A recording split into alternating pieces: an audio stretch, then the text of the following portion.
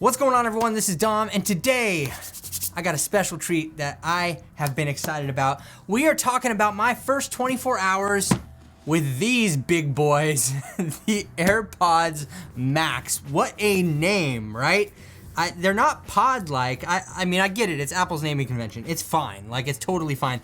These suckers are $550. I think there's 5 different colors of them. These are the space gray ones that I have right here. Actually, this is just the box. The box is completely empty here, so we're just gonna set this off to the side over here. But I have these little guys right here, and boy, oh boy, these are a treat. I've only been using them about a day here, and just kind of testing them. I've compared them against 3 other headphones that are kind of in this class that I have, and I'm not gonna get too scientific with anything. I'm just kind of telling you my use, my experience, my opinions overall. And well, first up, this is a weird case.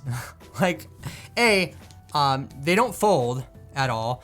They are kind of like bendy, like that's good. There's a lot of flexibility to them, like especially outside of the case. You can see that we have like, you know, a lot of flexible aspects to them. And this is on like a hydraulic, this adjustment thing.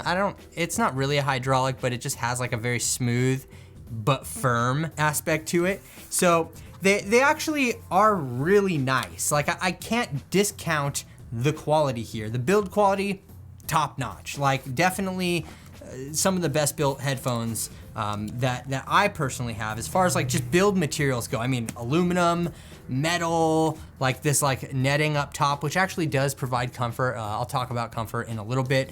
Overall though, I mean, I feel like you're getting what you pay for plus Apple tax, because always Apple tax. So in terms of what you get in the box, well, you can see here, we get the AirPods. They come with their smart case here, and the smart case actually serves functionality, whereas when they're out of the case, they are on. When you slide them in the case, they are off. And you can actually charge right here through the case as well, which I'll touch on in a little bit here, but that is how you turn them off, by putting them in the case. There's magnets, I know magnets are cool, but you slide them in the case. Now, one thing that I've noticed is these like to touch a lot when I'm pulling out of the case. I wonder if eventually you're gonna have little scratches right there. I don't know if that's a fact, but maybe just something like a little felt pad on the end might prevent that if you don't want those. Because you can see right here, if I put them in the case, right? Put them in the case, they're in the case, cool. Take them out of the case, and you see it right there, it clicks together. So that's one thing that I've noticed about them in just my brief use with them. Not a big deal, but it's something to keep in mind. Anyway, back in the case you go. Also inside of the box, we get a Lightning to USB Type-C cable, which obviously you can see I have not even opened yet because I got dozens of these, so whatever. And that's all she wrote as far as the box goes. So we don't even need the box. You do not get a power brick at all, so you're gonna have to buy one of those yourself. It's fine, right? Like, it sucks because they're $550, and I'm not giving Apple a pass on that. That is absolutely ridiculous, but a lot of us will have one of these. So as far as comfort goes, I mean, they're heavy, right? Yeah, they're heavier headphones. But this padding up top really does help suspend some of the weight. The ear pads are very comfortable as well. So in my opinion, like, I actually really like these ear pads. Now, if you didn't know, they just pop off. So you can replace them. You can buy a set, I think for like 70 bucks. You can buy different colors. You can snap them on there. It does indicate which side. It's in the mesh right there in the fabric. It's kind of hard to see, but then it is also right here in the ear cup as well. So you can match those up, boom, put them in. You got your right side, you got your left side, good to go. But the pads are very, very comfortable. I actually do like them. I like this material that they're using. It just feels good on my head. Now, I would be very worried about this eventually ripping.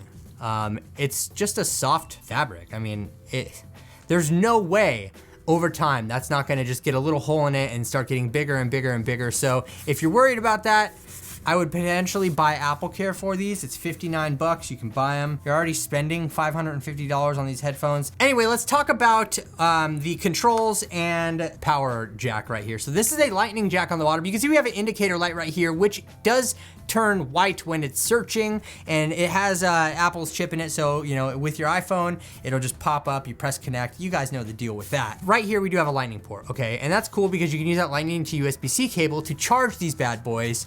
And if you really want to be bold or courageous or whatever, you can buy yourself this guy. This is the black version. They do have a white version as well. This is the Lightning to 3.5 millimeter audio jack. So if you want to connect these to anything that has a headphone jack in it, you have to buy this little dinky cable for $35, which I've done for you, so you can see it in action here. Obviously, Lightning on one end, 3.5 millimeter jack on the other.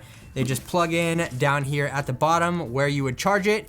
And you can plug it into your favorite headphone jack device if you still have any at this point. But you know what? It is helpful for situations that I am in, which I will explain in a little bit. Anyway, as far as the controls go, up on top, we do have a button, and we have Apple taking the digital crown from the Apple Watch and putting it on your ears. So basically, when you have these on, you can switch between noise cancellation and transparency mode by pressing the button on top. So all you have to do is press that button right there once, and it flips to noise cancel. Press it again, flips to transparent, and that's basically how that works. It's pretty easy. The transparency mode on these things though is awesome, and the noise cancellation is pretty good in my opinion, though I haven't been able to fly with it to actually test it because, you know, 2020. But up here on the digital crown, or this jog wheel, I actually like the wheel aspect of it, to be able to just rotate something, to turn up and down the volume. But if you want to play and pause, you can press this down, and you can double press to switch tracks, you know, the standard controls on like Apple headphones, but we can rotate this dial back and forth to be able to change the volume. So you just rotate it back and forth. Now, one thing that I automatically didn't like about the controls being right here is this, right? So have them on my head. If I go to adjust them, I'm typically grabbing it by the top part of the headphone, just right there. I'm grabbing my hands like this to adjust it forwards or backwards, just like this, you know, and I'll accidentally hit that button or move the dial or press the dial, change a track, turn on and off, noise cancellation, etc. It's a learning curve. I don't really like the controls right there. I feel like maybe on the back they would have been good, or even on the bottom, but I understand that there are other things down there at the bottom, like we do have the microphones. There are 9 of them, I believe, on this dang thing. 9. I think there's 9. There's a lot of microphones. By the way, speaking of the microphones, they're used for noise cancellation and transparency mode. Transparency mode sounds amazing. Like, it lets in so much from the outside. It's really, really, really good. At least in my opinion. Again, a lot of these things like noise cancellation, sound quality, transparency stuff, it's kind of a preferential thing. How do you like your headphone experience to be? So obviously, these being headphones, we need to talk about their sound quality and just the overall experience, because you put them on your head and you pump sound into your ears with them. So for $550, they better do a damn good job at that. And in my opinion, they sound great. The frequency response on here is nice. I'm not gonna get into the details and audiophile stuff behind it, but they sound good. I like the default profile here. No problems at all. But my preference on how headphones sound and how I like them to sound is going to be different from yours. But if you want to know my opinion, I think they sound excellent overall, and I really don't have any complaints in that department whatsoever. As far as the battery life goes, I haven't noticed anything that makes them have bad battery life. I haven't noticed anything that's going to say, have me saying, oh, they have great battery life. I think they fall somewhere in the middle there. Of course, I haven't used these like long term, so I don't know how quickly the battery's going to degrade. I don't know like how long they're gonna last on a 10-hour flight to London. I have no idea about things like that. But in my testing here, using them probably more than a regular person would in a day, I've knocked off maybe 60% of the battery, and that's using them a lot. So again, I wouldn't say they're great in terms of battery life. I would just say they fall somewhere in the middle, and personally, I'm okay with that.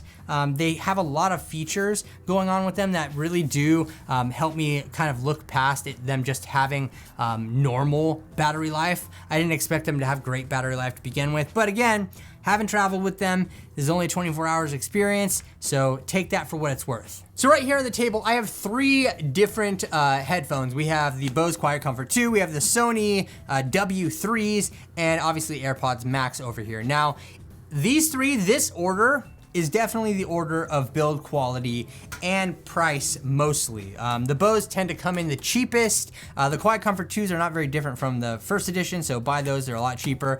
Then we have the Sonys, then we have the AirPods. So lowest quality, lowest price, highest price, but, and this is a big but, as far as long-term comfort, right? For the longest, being able to wear something for the longest amount of time, in my opinion, the Bose take the cake on that all day long. I just love these headphones. A, they're super flexible, but B, they're just very light and comfy. And I do like these ear pads. They're comfortable. You can see I've used the crap out of these headphones. Look at how worn the ear pads are. Now that is problem number 1 with ear pads like this. And the same thing on the Sonys. They're not quite as worn, but eventually they will get like that. So problem with the ear pads. Now, I prefer this material that's on the AirPods Max here. One thing I do want to point out are some of these software features here that we have. Spatial audio is pretty amazing, right? If you haven't tried it, somebody on Twitter actually was like, they were tweeting at somebody and they're like, hey, you should check out the Spider-Man Far From Home scene where MJ discovers Peter is Spider-Man, blah, blah, blah, and the Mysterio scene. Spatial audio on this is freaking mind-blowing. It's surround sound inside of your head. Like, you're in the environment. Now, this thing comes in handy for me when I'm editing video, right? So using